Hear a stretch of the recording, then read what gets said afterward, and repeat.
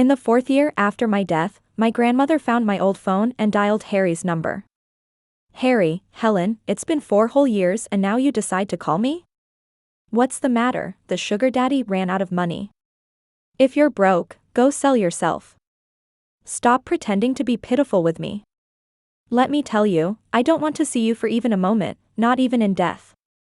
On the other end of the phone, my grandmother was stunned, her hunched figure appearing particularly lonely. She held the phone delicately and asked, Harry, did you have a fight with Helen? I can't find Helen. After my grandmother spoke, her cloudy eyes looked around the empty room, and she murmured as if remembering something, right, Helen is dead, gone. How could I forget again? Chapter 1. Perhaps because I couldn't bear to leave my grandmother alone, I stayed by her side even after my death. Unfortunately, my grandmother developed Alzheimer's disease and often forgets that I'm already gone. This time, she had another episode and wandered off to the park, forgetting the way back home. The stubborn old lady sat on a bench, muttering to herself, it's all right if I can't find my way. Helen will realize I'm not home and come find me. My spirit remained by my grandmother's side. Even though she wasn't far from home, I couldn't guide her in the right direction because she couldn't hear me speak. As the sun began to set, I, as a spirit, grew increasingly anxious. An elderly lady nearing 80, if she didn't return home in time and spent the night alone in the park, she wouldn't be able to cope. Fortunately, it seemed that my grandmother also realized this. She looked around at the dwindling number of people and finally stood up. Approaching someone, she grabbed their arm and asked, have you seen my granddaughter Helen? I knew that once my grandmother started talking to someone, they would soon understand her situation and most likely take her to the police station. Once she reached the police station, my grandmother would be safely returned home. Unfortunately, my grandmother asked the wrong person. Because the person she grabbed was none other than Harry. Harry looked at my grandmother, his tone tinged with impatience. Where did Helen go? Why are you here all alone? It's so late, and she lets an old lady like you stay in the park alone. It's probably another. Chapter 2. He didn't say those last few words, perhaps out of consideration for my grandmother. But I knew what he meant. He wanted to say that I must be fooling around with some other random guy. See, even after 4 years of my death, this man's disgust for me hasn't diminished one bit. My grandmother didn't understand his meaning and was actually happy to see Harry. Harry, it's been so long since you've come to my house for a meal. Aren't you the one who loves eating my dumplings the most? Tomorrow is your birthday, come to my house and have dumplings. You young people should treat each other well. Helen, that girl, is good at everything, but she likes to keep things to herself. When Helen went out today, she even mentioned buying you a birthday gift. She wants to surprise you tomorrow. It turns out my grandmother's memory was stuck on that day. Back then, we were still deeply in love, just like any other passionate couple in the world. And his little mistress hadn't appeared yet. What a pity. Upon hearing this, Harry's lips curled into a mocking smile. Grandma, that's not fun. Helen and I have already broken up. You say she went out to buy me a birthday gift, but I'm afraid she bought a birthday gift for some other man. My grandmother was taken aback. You broke up? But Helen never told me. Harry, don't be angry. When Helen comes back, I'll give her a good scolding. The sight of the little old lady getting angry was incredibly adorable. I wanted to hug her and tell her not to be angry, but my spirit passed right through my grandmother's body. After 4 years, I still haven't gotten used to being just a spirit. Chapter 3. Harry laughed even harder. Clearly, he didn't believe my grandmother's words. I've told you, we really broke up. If all of this is just a trick taught to you by Helen, I'll forgive it this once. Please, don't mention her name in front of me anymore. Just then, 2 middle-aged women from the same neighborhood walked over and saw my grandmother's surprised expression.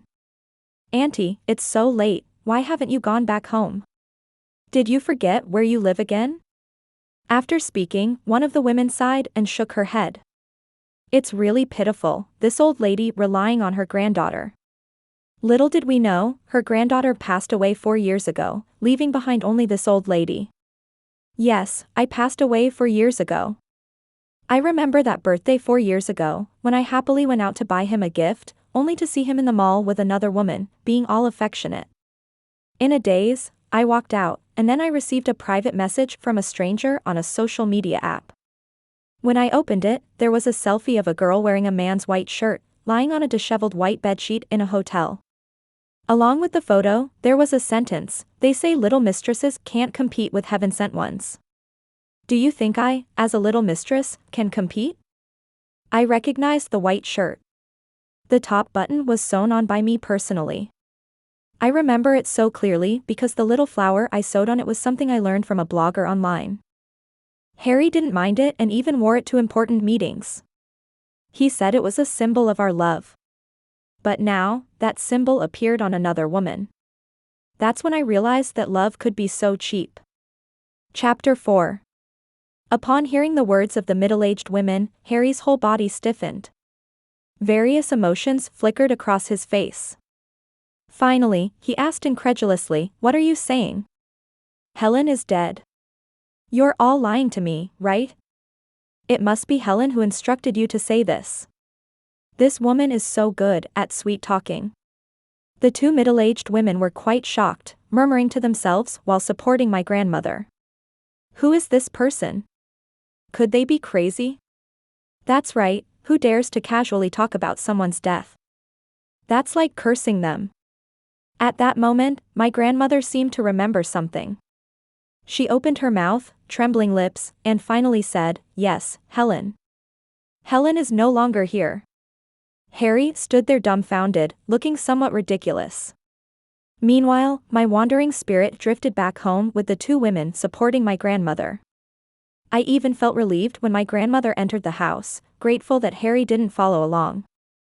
Perhaps because she remembered my death, my grandmother felt very sad. The lonely old lady sat on the sofa, her thin hands caressing my photo as tears silently streamed down her face. You were so young, how could you leave before your grandmother?" she whispered. I floated over, wanting to wipe away her tears, but I passed right through. All I could do was cry and console her, saying, "Grandma, Helen hasn't left. Helen is right here." Unfortunately, my grandmother couldn't hear me. At that moment, the doorbell rang, followed by Harry's voice, "Grandma, open the door, it's me, Harry." I was startled. No, I couldn't let him in.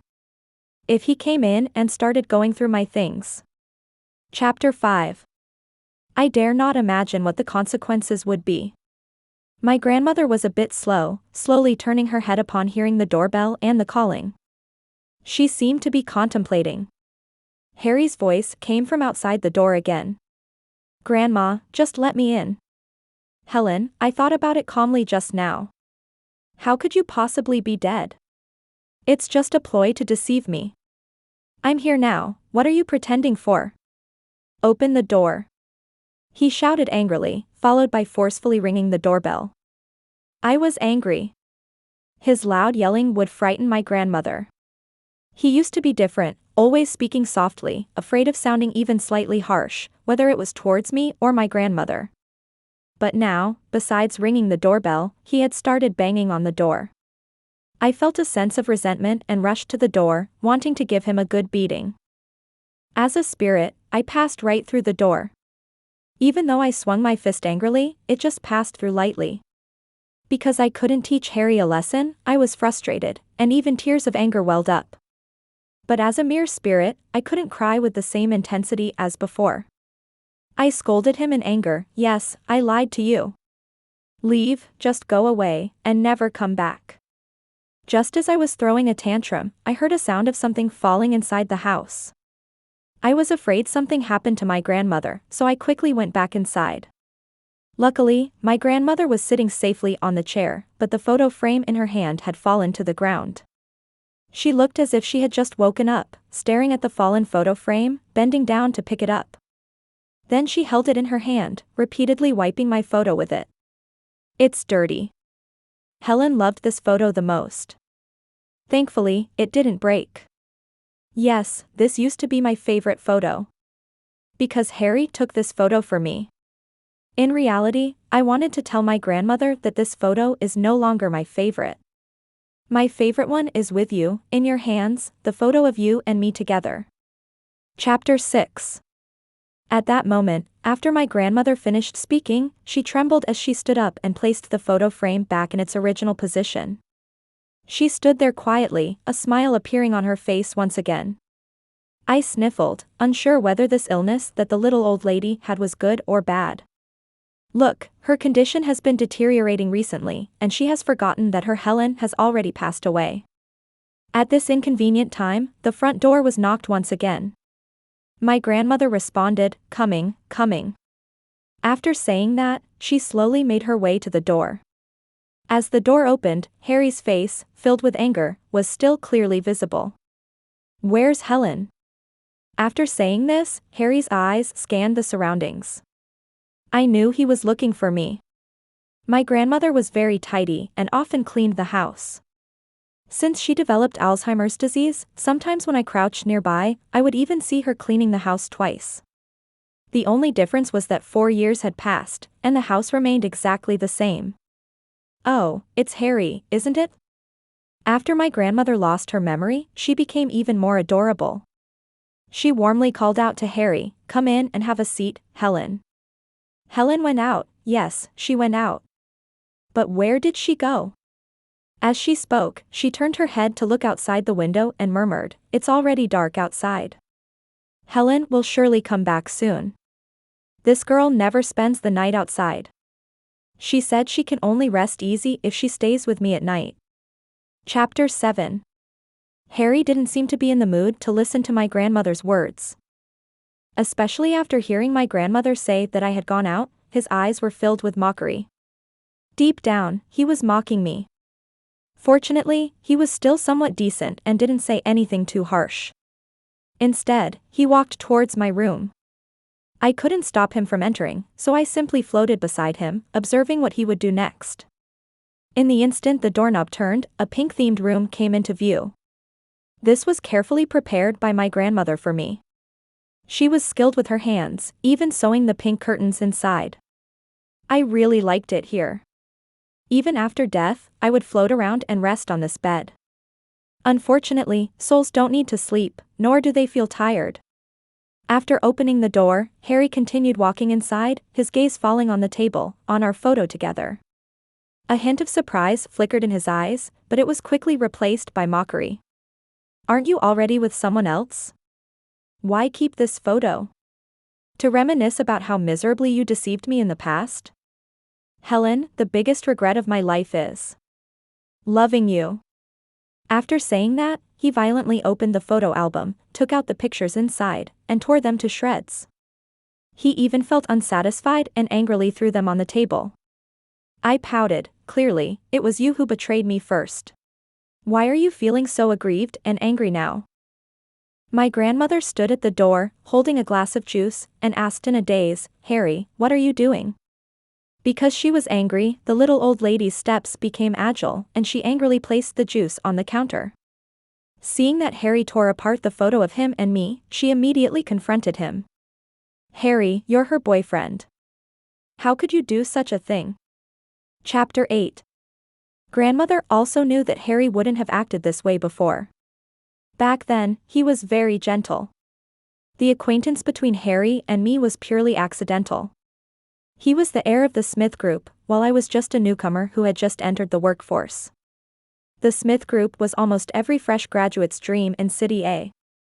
High salary, good benefits, and a place where you could boast about getting a job at class reunions. And I happened to be one of the lucky ones who got an internship through campus recruitment. Unfortunately, the workplace was much more complicated than I had imagined. I remember in my first month of work, the company organized a department gathering. Charlie, the department manager, was my senior in school, and we had crossed paths a few times before. During the gathering, he insisted on pulling me and another girl who joined the company at the same time to have a drink, claiming that this department gathering was prepared for the two of us. He even patted my shoulder and leaned in to say, "Helen," I couldn't refuse, so I had to gulp down 2 glasses. But the girl sitting next to me had already turned pale. She held her glass of water, looking a bit lost. Sensing that something was off, I whispered to her, and she pitifully told me in a low voice that she was allergic to alcohol. The department manager, holding his glass, proudly declared that newcomers must have a drink. The girl looked troubled, and being timid, she could only explain softly, "I'm sorry, I'm allergic to alcohol and can't drink." As soon as he heard this, the department manager burst into laughter, saying, "I'm also allergic to alcohol, but it's okay to drink a little. People who have entered society need to learn how to drink a bit, you know?" The others joined in the commotion, and the atmosphere became chaotic. I don't know where I found the courage, but I stood up to shield her from the alcohol. "Charlie, she really can't drink. If it's absolutely necessary, I can drink this glass for her. What do you all think?" Chapter 9. And so, amidst the commotion caused by those people, I ended up drinking 6 glasses in a row until, in the end, I felt dizzy. As I leaned back on the couch to rest, I noticed Harry sitting next to me. He sat there quietly, his handsome features and cold expression captivating. Perhaps due to the alcohol, I mustered the courage to stare straight at him, while he held his glass, looking equally interested in me. Our eyes met, and I knew that it was the feeling of attraction. Even when I was drifting in and out of consciousness, I couldn't help but wonder how there could be such a good-looking man. The next thing I knew, I found myself being pressed against the wall in the restroom. Being drunk, my body felt light and floaty. In a daze, I saw Charlie pressing against me, reaching for my pants. Fear startled me and brought some clarity to my senses as I started to resist. "Senior, what are you doing?" Charlie was no longer the smiling and friendly person he appeared to be earlier. Instead, he wore a lecherous expression. "What am I doing?" "Of course, I want to be intimate with you. Helen, Senior likes you. Just look at how beautiful you are. How could Senior not be attracted to you?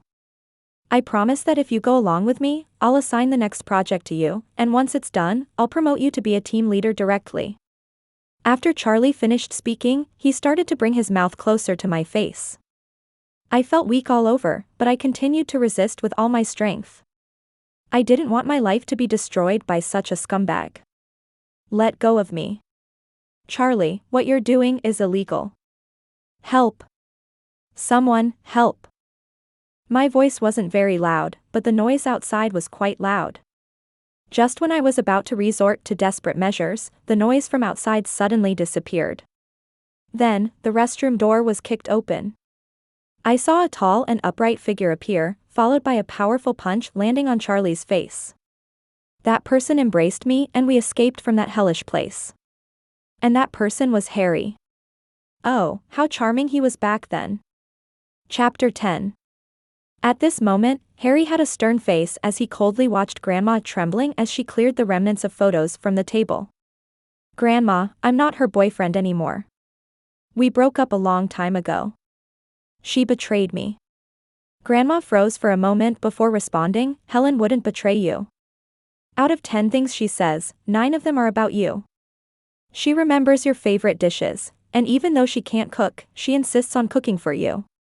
Grandma's voice was interrupted by the vibration of Harry's phone. I accidentally glanced at it and saw 2 words displayed on his phone screen. Maggie. His eyebrows subtly furrowed, and despite the continuous vibrations, he didn't answer the call right away. I found it somewhat amusing.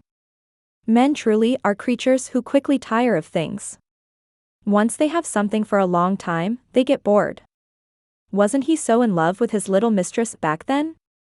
Now, in this state, who is he putting on a show for? After the phone vibrated for a while and stopped, it stubbornly continued to vibrate. Harry opened his mouth as if to say something, but in the end, he clenched his phone and walked out. I was curious whether they got married or not and what they would talk about. I think I must be really bored to want to know these things. So I followed Harry as he floated out of the room and out of the door. "Hey." His voice was as pleasant as ever. Back then, I would often close my eyes and lean against his chest, listening to his magnetic voice echoing in my ears. Turns out, he could also be so gentle with someone else. A voice came from the other end of the phone, "Harry, why haven't you arrived yet?" Without any hesitation, Harry replied in a gentle tone, I know, I'm coming right away. Indeed, he loved her. Just like before, whenever Maggie called, he would come running. Chapter 11. After hanging up the phone, I saw the man in front of me hesitate at the door. Grandma sat on a chair, still unable to understand why Harry, whom I liked so much, broke up with me. She had a somewhat melancholic expression. Harry just glanced briefly before closing the door. Then he walked towards the direction of the elevator. As he reached the elevator, I originally wanted to go back and accompany Grandma, but I caught a glimpse of him taking something out of his pocket. Wasn't that my phone held in his hand? That despicable thief. When did he steal my phone? Angry, I pounced towards him, still passing through his body. The elevator door opened, and he stepped inside. I angrily sat on his shoulder and cursed loudly. Harry, I can't believe you have such a habit. This is theft, don't you understand that you should go to the police station to eat? I advise you to return the item right now, or I'll curse you to death. Do you understand that you're a thief? Despite my roaring, he couldn't hear me at all. Instead, he put the phone in his pocket and casually left the residential area, getting into the parked Maybach at the entrance. The contents of the phone were what I was most worried about. Although I didn't want to see them being affectionate, I still had to follow and get into the car. But the destination was not his house, it was a hotel. Looking at the familiar place, something in my body seemed to awaken and caused a sharp pain. Why here? Why did they choose the hotel where we used to stay as their dating spot? And it was the same place where he was supposed to propose to me. Watching him get out of the car, I loudly questioned, Harry, aren't you disgusted? Can't you choose a different place? Only when I floated in did I realize that it wasn't a date they were having, but an engagement. Maggie was wearing a light blue fishtail dress, looking like a princess from a fairy tale. See, fairy tales are all lies. The princess and the prince are the real pair. Chapter 12. Maggie happily greeted him, Harry, where did you go? I couldn't find you anywhere. The Maggie in front of me had a bright smile, and even her tone of voice was gentle and soft, completely different from when she used to talk to me. As she spoke, she reached out her hand, ready to hold on to Harry's arm. I thought that after so many years, and now that I'm no longer human, I should be more accepting. But when I saw Maggie's intimate gesture, I couldn't help but feel disgusted. I don't know if Harry did it intentionally, but in the moment when Maggie reached out her hand, he took a step back, avoiding her touch, and instead walked towards his mother. Dad, Mom.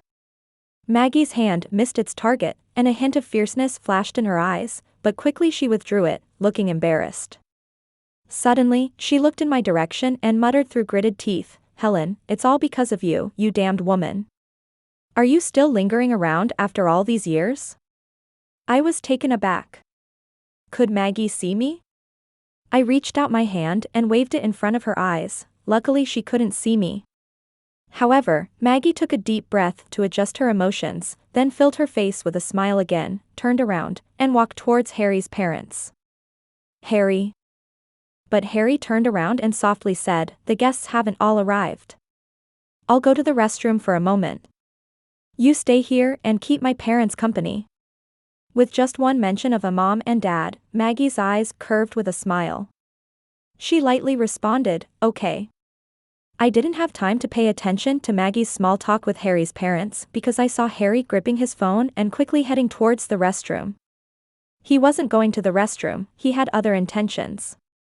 Sure enough, Harry reached the corner of the hallway, took out his phone, and pressed the power button. My heart started pounding. Knowing that I couldn't snatch the phone away, I clenched my fists and stared intently at his actions. Chapter 13. Soon, the phone screen lit up. Just as I was on edge, the screen flickered and went blank again. He tried again, but the phone still wouldn't turn on. Well, it had been over a year since Grandma last charged it. It flickered a moment ago, so maybe it's broken. However, Harry took out his own phone and dialed a number, Lee, come out for a moment. Lee was his assistant, and he quickly came out after receiving the call. Harry handed him my phone, get it fixed as soon as possible. Also, look up any news about Helen. Lee took the phone, a hint of confusion in his eyes, but he agreed nonetheless. For years, a whole 4 years, and now he finally wanted to look up information about me. Unfortunately, I'm already dead. I even started to imagine that upon learning of my death, he would be happy, right? After all, that woman he despised and didn't want to see even for a moment had finally disappeared from this world. Soon, Harry was called back by his mother. The hotel was filled with guests, all witnesses to their happiness. I used to have dreams of this scene, but unfortunately, I never lived to see this day. Harry was called up to the stage by the host to give a speech, and I floated in front of him, flying around. His brow remained furrowed, and I couldn't accept it. I approached his ear and asked him, "Harry, you unfaithful person, now that you've gotten what you wanted, what else could you possibly be unsatisfied with?" Harry couldn't hear me, but his gaze remained fixed on the direction of the door. I followed his gaze, but I didn't understand what he was waiting for.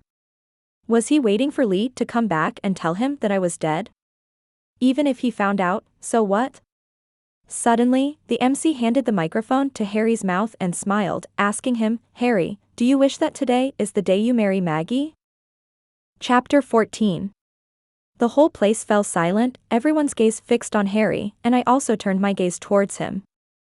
His lips moved, looking at Maggie beside him, about to speak, when the phone vibrated again. "Sorry, I have to take this call." The call connected, and I floated closer to him, hearing Lee's voice coming from the phone. "Harry, Helen might have died 4 years ago. There was a drowning incident 4 years ago, and there is evidence suggesting that the car owner was likely Helen. However, the police couldn't find anything after searching for half a month, and since Helen's only relative is her elderly grandmother, they gave up." Lee's voice was low, only audible to Harry and me. I saw Harry's face turn pale instantly, and then his hand trembled as he pressed the end call button, opening the message Lee sent him. Inside was the news of my drowning 4 years ago. Although the report didn't explicitly mention the identity of the person who drowned, with just a little attention to my disappearance date, one could guess it was me. I moved closer to him, trying to blow his hair up, and said in a playful tone, "See, they say I'm dead, and you still don't believe it? Oh, Harry, why are you still the same as back then? No matter what I say, you never believe." As soon as the words left my mouth, Harry spewed out a mouthful of blood. The bright red blood splattered on the red carpet, disappearing in an instant. Panic spread through the crowd, and even Maggie was stunned. Harry, who had just finished coughing up blood, fell straight to the ground. "Harry!" I shouted, rushing over to try and support him, but his body passed through me, and he fell to the ground lifelessly. The scene erupted in chaos. Harry's parents were also shocked, and a few people reacted quickly, hastily lifting Harry onto a car and rushing him to the hospital. I didn't know what to do next, so I floated into the car and crouched on Harry's chest, staring at him. "Harry, didn't you say that even if I died, you wouldn't spare me a second glance?" Chapter 15. When Harry woke up again, I was floating around the room, bored. The VIP ward was different from a regular ward, it had a lot of space, and I could do a few somersaults without any problem. Upon seeing Harry wake up, his parents quickly rushed in, followed by Maggie. His mother asked with concern, "Harry, what happened to you? Have you been working too hard lately?" Harry smiled and replied, "Mom, I'm fine. Can you all leave? I want to rest quietly for a while." Maggie opened her mouth, wanting to say something, but ended up leaving with Harry's parents. The room instantly became quiet again. Suddenly, Harry lifted the covers and struggled to walk into the bathroom. I initially wanted to follow him, but then I felt it might be inconvenient. However, strange sounds came from the bathroom. Curiosity drove me to enter.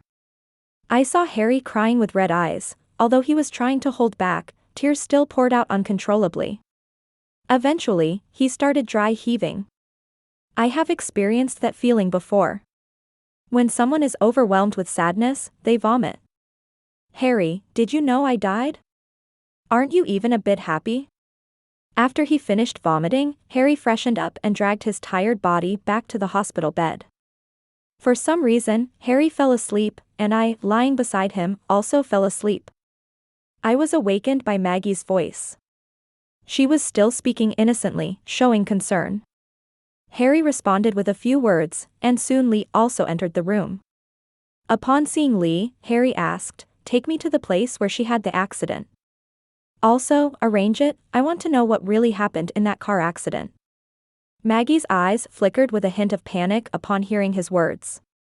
Although it was only for a moment, I still caught it.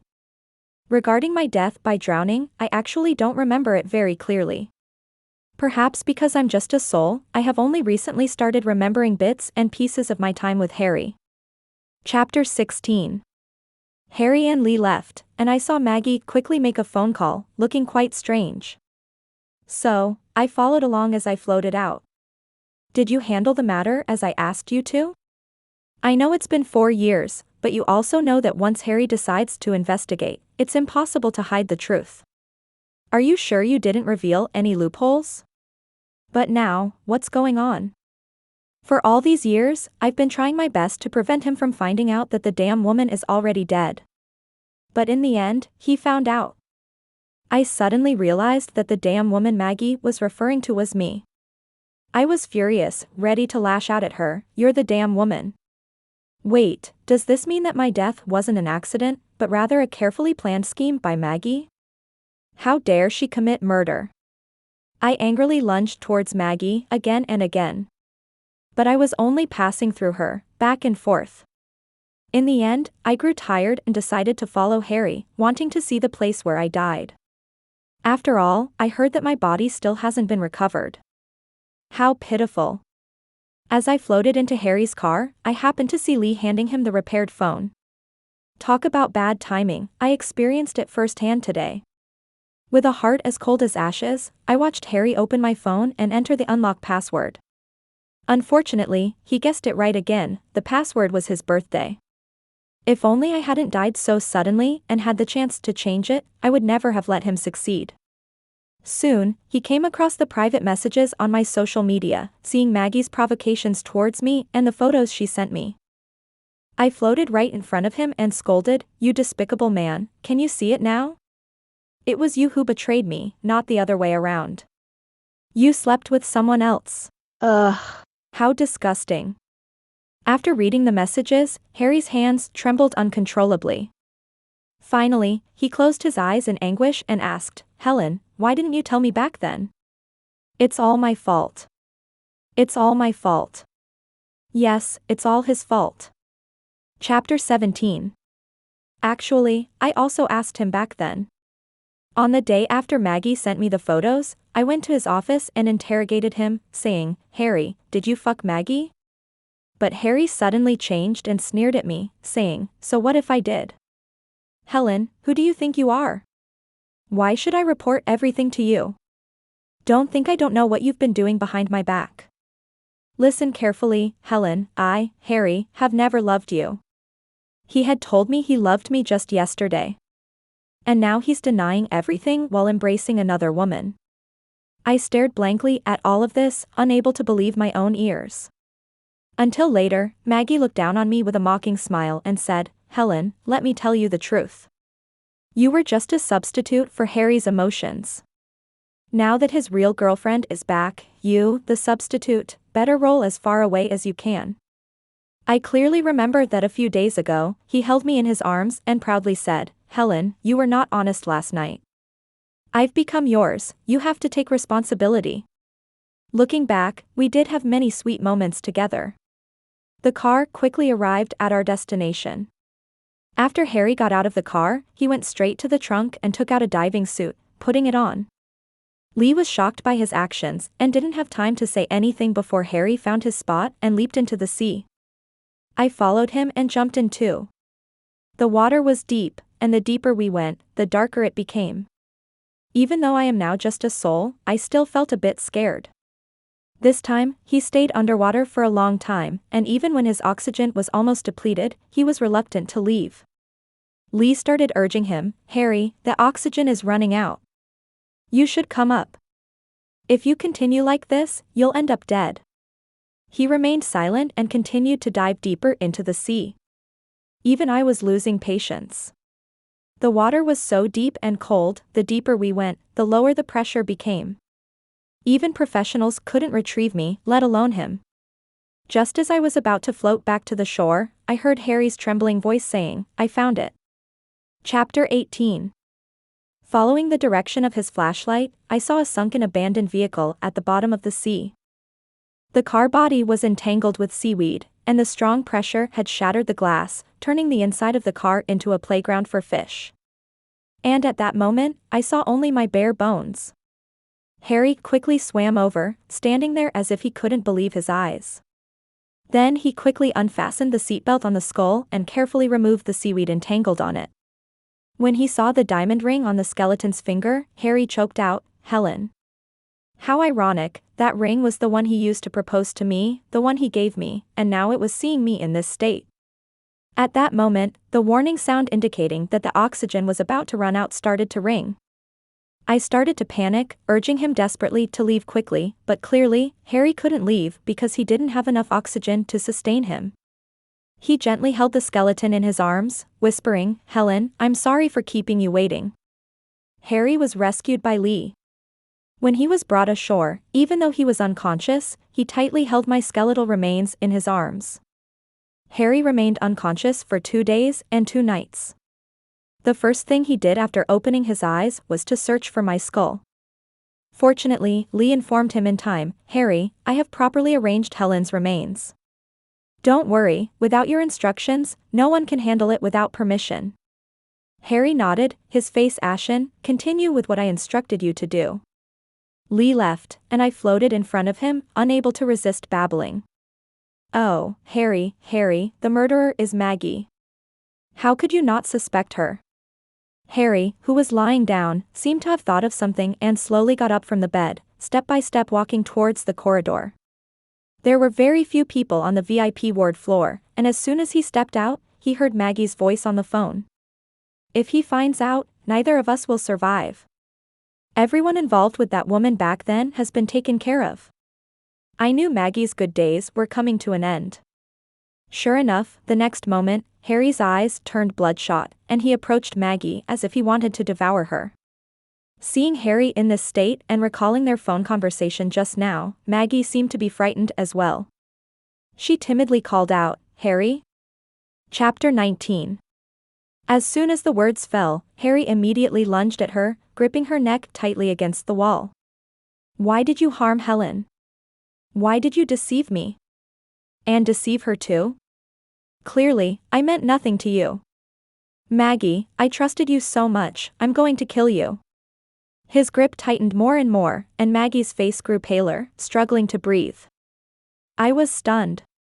What did Harry just say? He said they meant nothing to each other? I don't believe it. If they really meant nothing, why didn't he explain when I questioned him?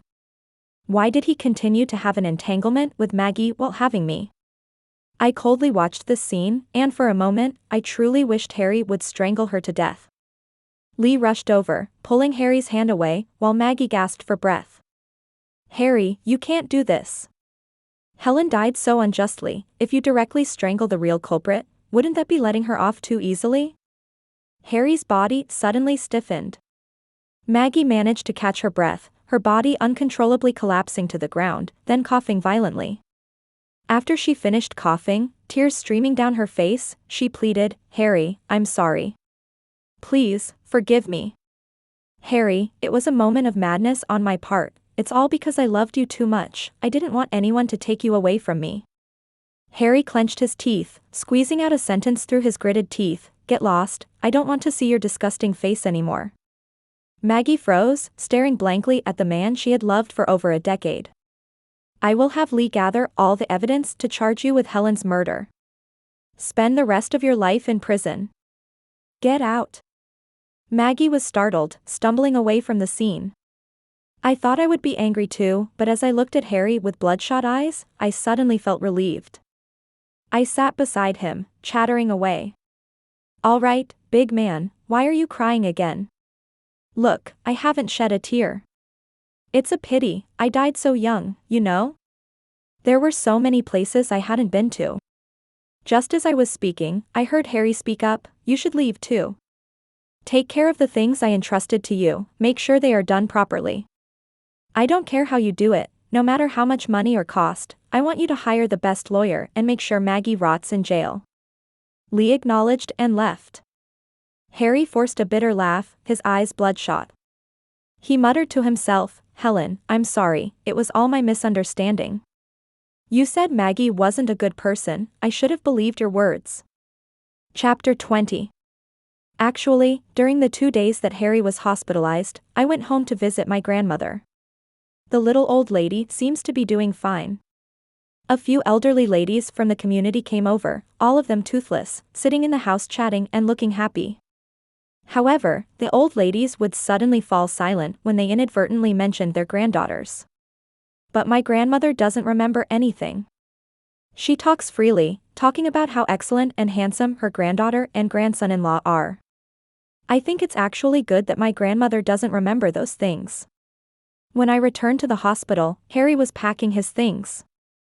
He placed his phone on the bedside table, took off his valuable items, and then took my phone and a letter from somewhere I didn't know. He avoided the hospital surveillance and went to the hospital's basement garage. I didn't know what he was going to do, but I had a vague feeling that something was not right. Seeing him sitting expressionlessly in the driver's seat, I immediately followed and sat in. I shouted at him, "Harry, where are you going? Why don't you bring your phone or valuable items?" He couldn't hear me speak, just stepped on the gas pedal and drove away. I felt a bit anxious, watching him stepping on the gas pedal recklessly as we headed towards the coastal highway. Even if the car was playing my favorite song, it couldn't alleviate my anxiety at the moment. Is this foolish man planning to sacrifice himself for love?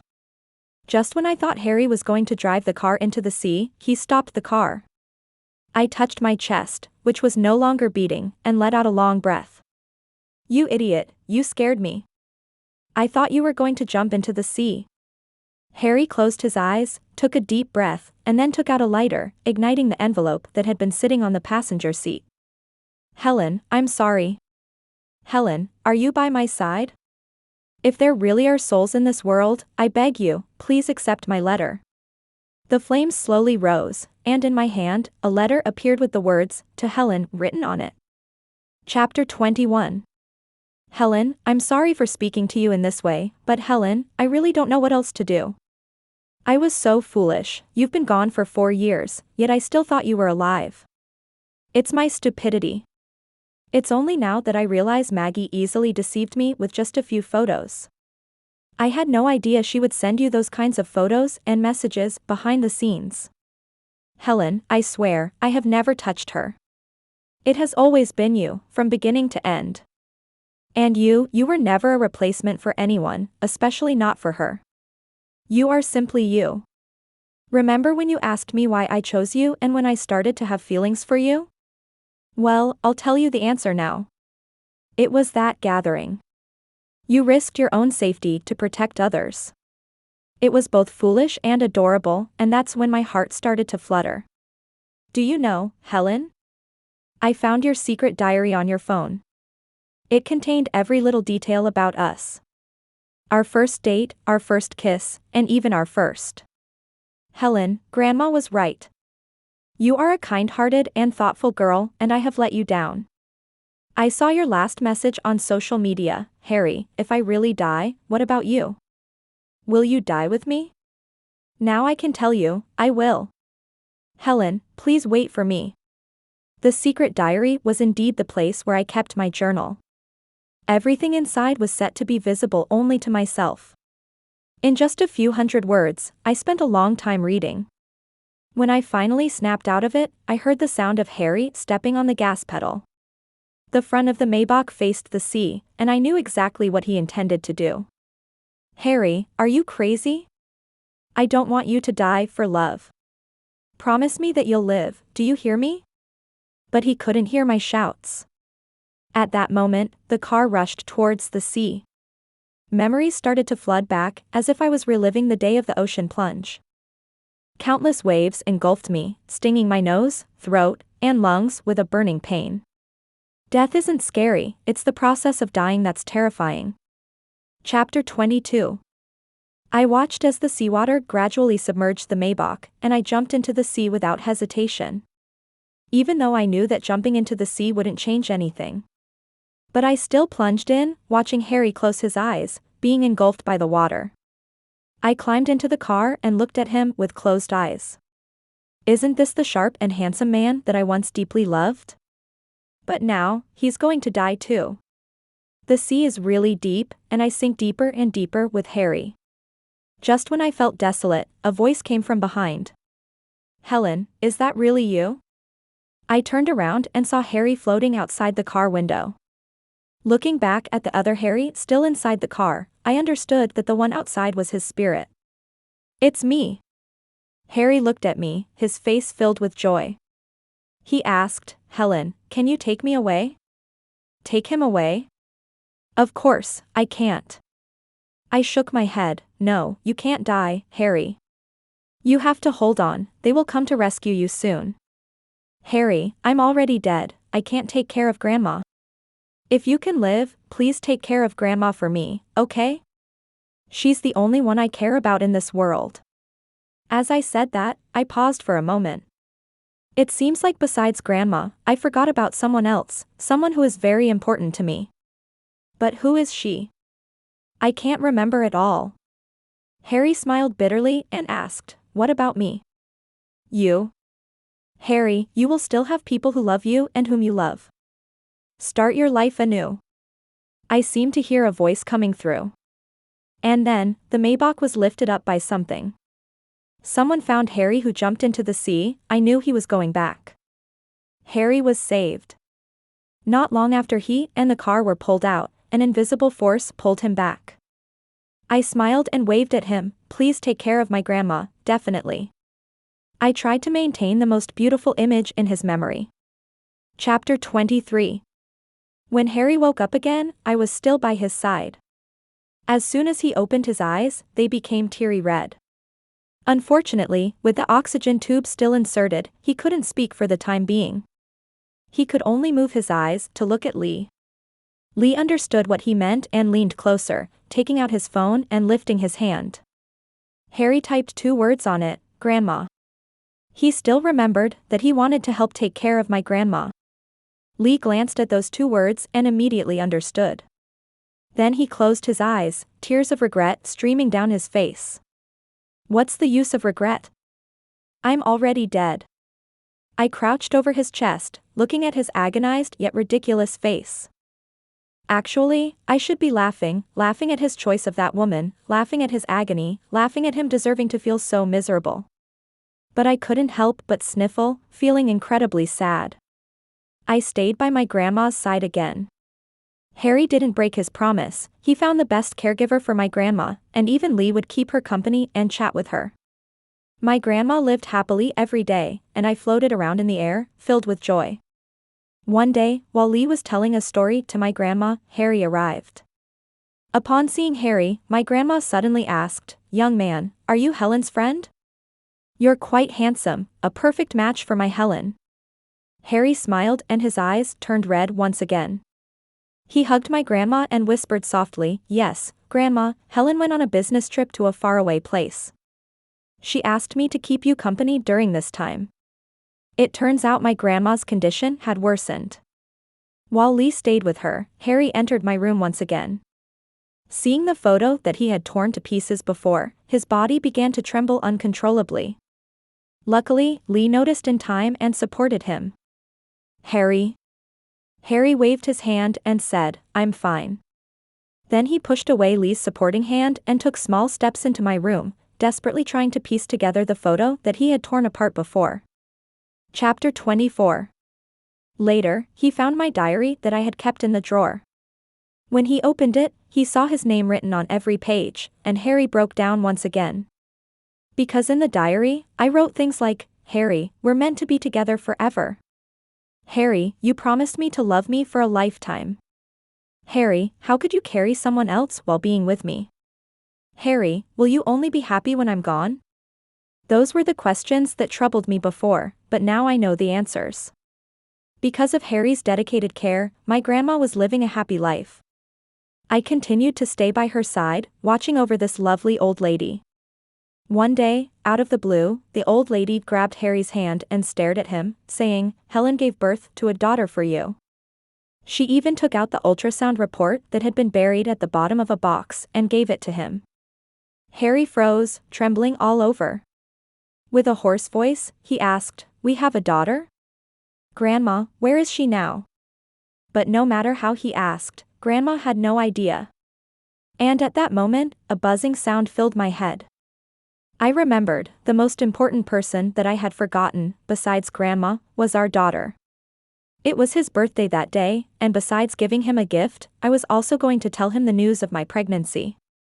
But the next day, we faced a breakup. The child I didn't originally plan to keep, but thinking about it being a little life, I gritted my teeth and gave birth to her. Little did I know, she was just a few months old when this happened. After my death, Grandma fell seriously ill, and the elderly lady, burdened with a baby, couldn't take care of her properly. In the end, the community decided to send the child to an orphanage. I lost those memories, and I have no idea which orphanage the child was sent to.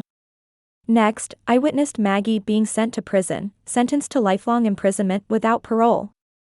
I know this is the result of Harry doing everything in his power. Maggie can't die, and she can't be released. I also saw Harry having my body reburied, with the tombstone engraved with "Beloved Wife Helen." Chapter 25. Maggie, who had been imprisoned for 3 years, suddenly requested to see Harry, claiming that she had information he wanted to know. Although Harry had no desire to see her, he was afraid of missing any news about our daughter, so he agreed to meet her. Maggie looked at him through the glass with a silly smile and said, "Harry, I thought I would never see you again." "I still don't understand, what did she have that I didn't?" Harry's patience had run out, and he said disdainfully, "What about the news you mentioned? If it's just useless talk, then there's no need to say anything." Perhaps afraid that Harry would truly leave, Maggie suddenly spoke up, "I know you still have a child." Harry clenched his fists tightly. "Tell me, where is the child? What have you done to our child?" Maggie chuckled as if she had gone mad, muttering to herself, "I had everything, I just wanted a man. Why did she have to interfere? Why did she have to get pregnant with your child? I could have spared her, but she had to bear your child, so she deserved to die. I really shouldn't have shown mercy back then, spared that old lady and the child." I knew this woman had completely lost her mind. She had become completely insane in her obsession to have Harry. While Harry wanted to continue questioning her, Maggie suddenly coughed up blood. Seeing her in this state, Harry furrowed his brow and asked, "Maggie, what did you swallow?" Maggie, in pain, still had a smile on her face and said, "Poison. I can't be released in this lifetime, but getting them to give me a little poison, how could that be impossible? Harry, I want you to live with regret and loneliness until your death. What I can't have, no one else can have." Maggie died, and the lead to our daughter was lost once again. In the following days, Harry continued to search for our daughter's whereabouts. But it seemed like a cruel joke from fate, as even until Grandma passed away peacefully at the age of 98, he still couldn't find her. The only information he received was that our daughter had been adopted by a wealthy family. Fortunately, Grandma lived a happy life in her final 20 years, and until her last moment, her face was filled with smiles. Epilog. The day Harry left was the 2nd year since Grandma passed away. The middle-aged man, not even 50 yet, had a head full of silver hair. As his life neared its end, he looked into the distance, filled with anticipation. Whispering words that no one could understand. He said, "Helen, will you come to take me? Helen, why is it that for a whole 20 years, you haven't even appeared in my dreams? Helen." He reached out, grasping at the empty space in front of him. But at that moment, he saw a girl who looked almost identical to Helen. Harry smiled. "Helen, is that you? I knew it. You've come to take me away." However, the girl walked up to him, gently shaking him with concern on her face. Grandpa, what happened to you?" "Hold on, I'll call an ambulance for you right now." In his last flicker of consciousness, Harry still couldn't understand if the person in front of him was truly Helen or their long-lost daughter. But one thing he was certain of, he had hurt her too deeply, and it was unlikely that she would ever come to see him again, even until his death.